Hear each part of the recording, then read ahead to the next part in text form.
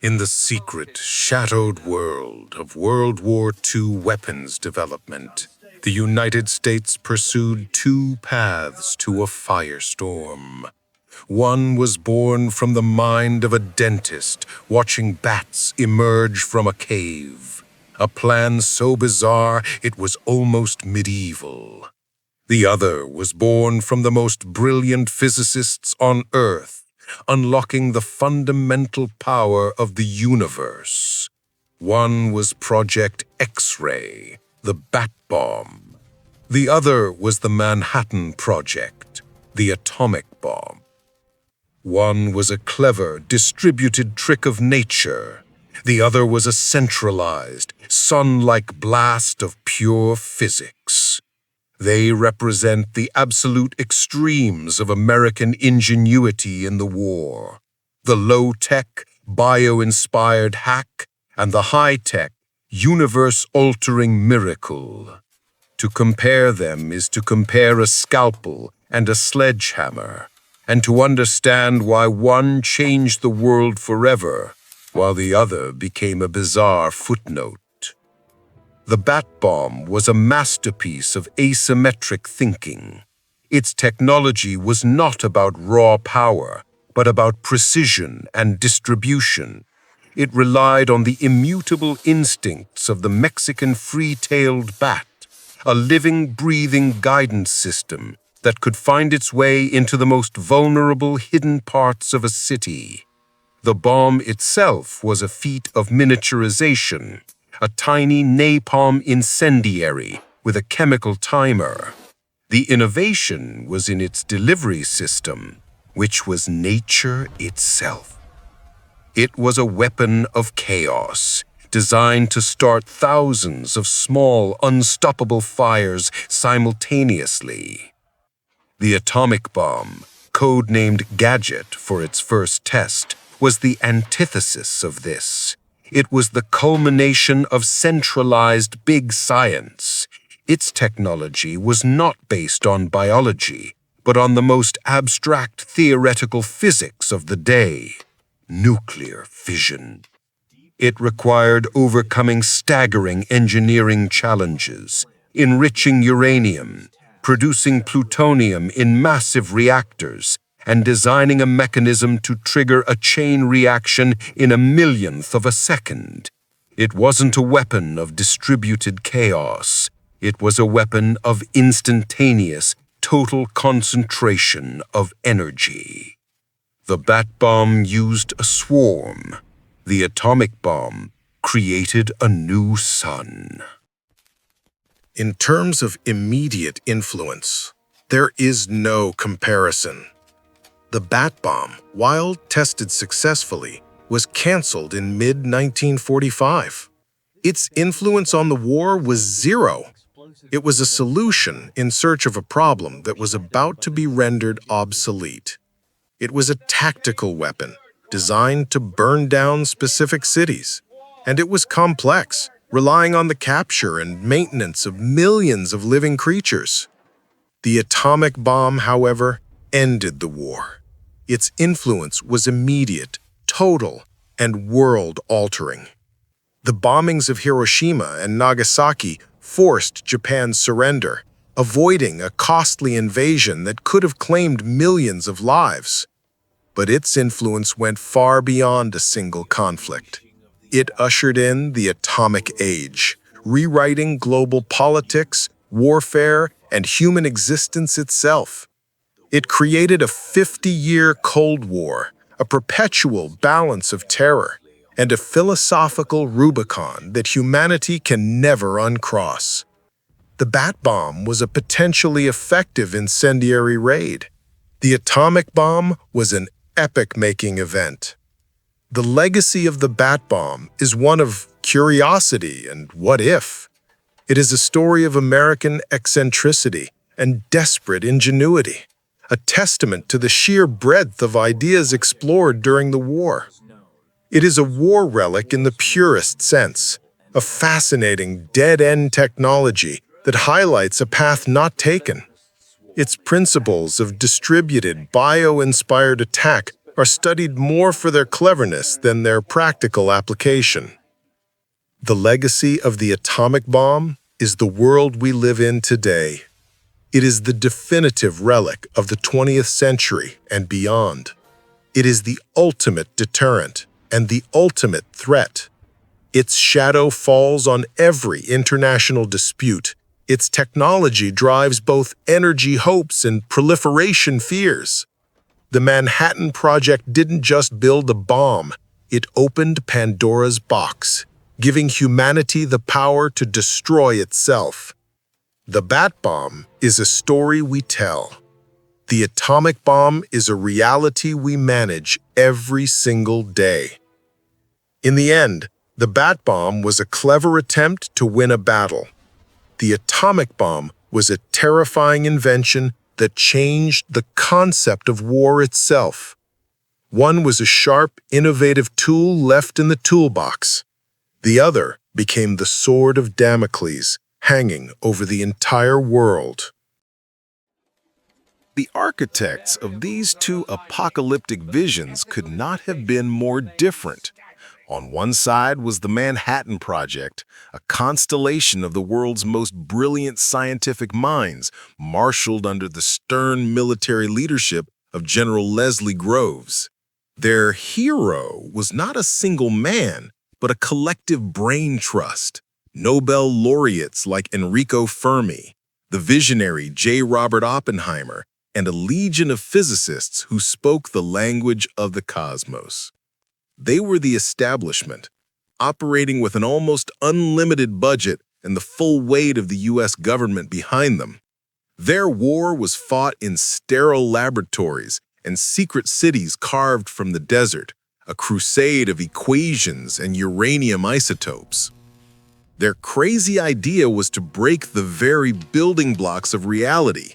While previous bombs harnessed chemical energy, the Manhattan Project sought to unleash the binding force within the atom itself, nuclear fission. The concept was to create an uncontrolled chain reaction, splitting atoms of plutonium or uranium to release energy on a scale previously reserved for stars. It was a theory so audacious that many of its own creators weren't certain it would work until the very moment of Trinity Test. This wasn't just building a bigger bomb, it was crossing a fundamental threshold in human capability, moving from warfare to what Oppenheimer would later call the destroyer of worlds. The conflict for the atomic scientists was twofold: a brutal race against time and a growing moral abyss. They were in a desperate sprint against Nazi Germany's own nuclear program. Every calculation, every engineering hurdle, from enriching uranium to designing the complex implosion mechanism, was a cliffhanger. But as the project neared success, a profound ethical conflict emerged from within. Many scientists, including Oppenheimer himself, began to grapple with the horrifying implications of their creation. They were building a weapon of such indiscriminate, absolute destruction that its very existence would permanently stain humanity. This internal opposition, this conflict of the soul, was a battle the Bat Bomb engineers never had to face. And on the other side was the Bat Bomb's champion, Dr. Lytle S. Adams. He was not a physicist, but a dental surgeon from Pennsylvania, an inventor and a friend of Eleanor Roosevelt. Adams was the quintessential American outsider, a man of practical, quirky genius. His hero moment came not in a lab, but on a road trip, watching millions of bats stream from the Carlsbad Caverns. He saw a natural delivery system, a living, breathing guidance mechanism that could infiltrate the innermost sanctuaries of Japanese cities. His was a war of ingenuity, fought not with billions of dollars, but with a simple, almost childlike question: what if? His crazy idea was biological warfare with incendiaries. Adams proposed capturing millions of Mexican free-tailed bats, attaching tiny napalm bombs to them with timed fuses and releasing them over Japanese cities at dawn. The bats would instinctively roost in the attics and eaves of the wooden structures, and then simultaneous citywide ignition. The conflict for Adams was not moral, but bureaucratic and practical. The National Defense Research Committee dismissed his idea as the wildest thing we have ever seen. It was too strange, too unpredictable. How do you control 1,000,000 bats? The opposition was rooted in institutional inertia, the military's preference for predictable mechanical solutions over the messy unpredictability of nature. Yet Adams had one powerful ally, President Franklin D. Roosevelt himself, who, intrigued by the sheer audacity, scrawled the order that gave Project X-ray life. This man is not a nut. Try it. And so, two radically different paths to a firestorm were cleared. One was paved with uranium, the other with the wings of bats. The paths of these two projects now diverged into their respective hells, one of chaotic, tangible failure, the other of methodical, soul-crushing pressure.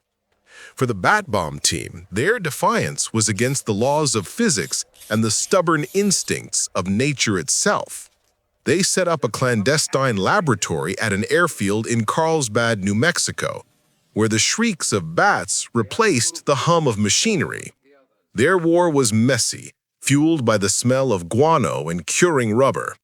Led by Harvard chemist Dr. Louis Fieser, the inventor of napalm, their task was to turn a biological phenomenon into a precision weapon.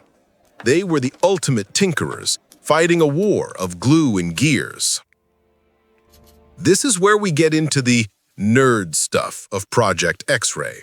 The challenge was threefold: the bat, the bomb, and the drop. The Mexican free-tailed bat was perfect, small but capable of carrying a 1-ounce payload. The bomb was a masterpiece of miniaturization, a nitrocellulose case filled with napalm, fitted with a timed fuse triggered by a spring wire that would gnaw through a string.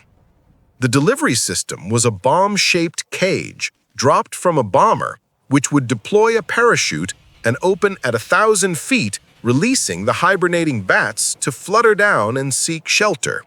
It was a Rube Goldberg device of death, an absurdly complex solution to a simple problem. The first major test was a catastrophic, almost comical failure. At an auxiliary airfield, armed bats were accidentally released.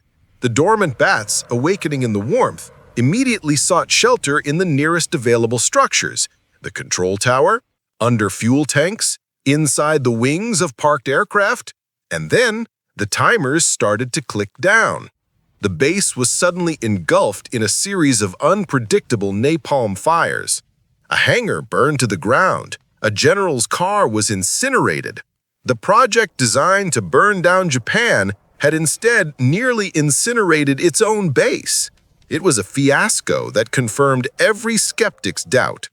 The bat bomb was a laughingstock, a multi-million-dollar joke that had literally blown up in their faces.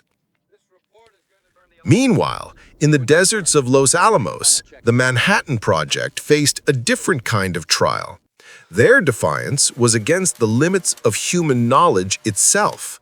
The nerd stuff here was the terrifyingly complex physics of the plutonium implosion device, nicknamed Gadget. The problem was achieving critical mass.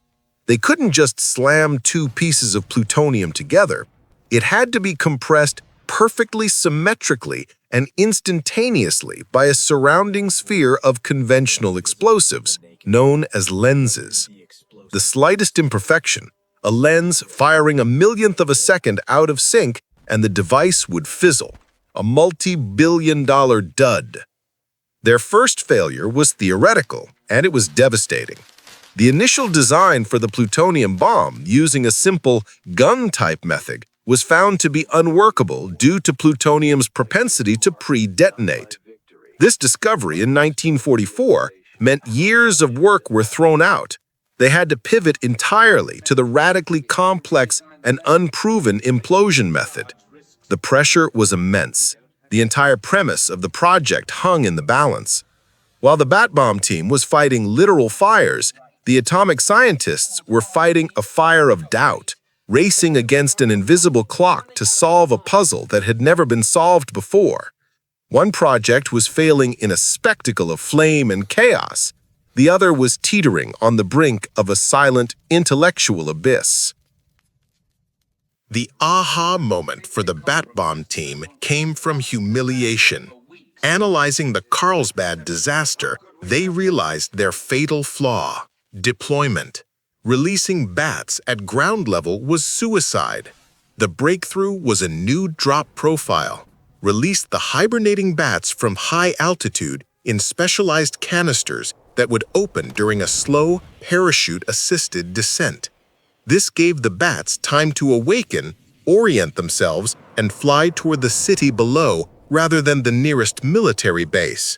They had finally understood they weren't dropping bombs. They were deploying living creatures that needed time to become weapons.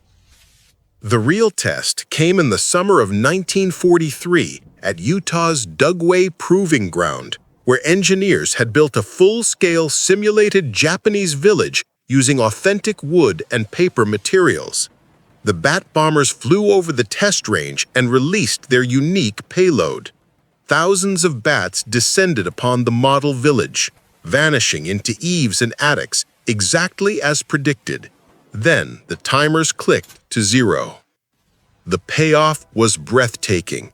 The village didn't just catch fire, it erupted from within. Dozens of simultaneous blazes sprang to life in the most protected, hard-to-reach parts of structures. Firefighters stood helpless as the entire village became an unstoppable inferno.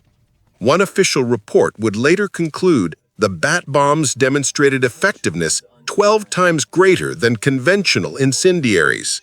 In that Utah desert, the crazy idea had proven itself brilliantly, terrifyingly effective.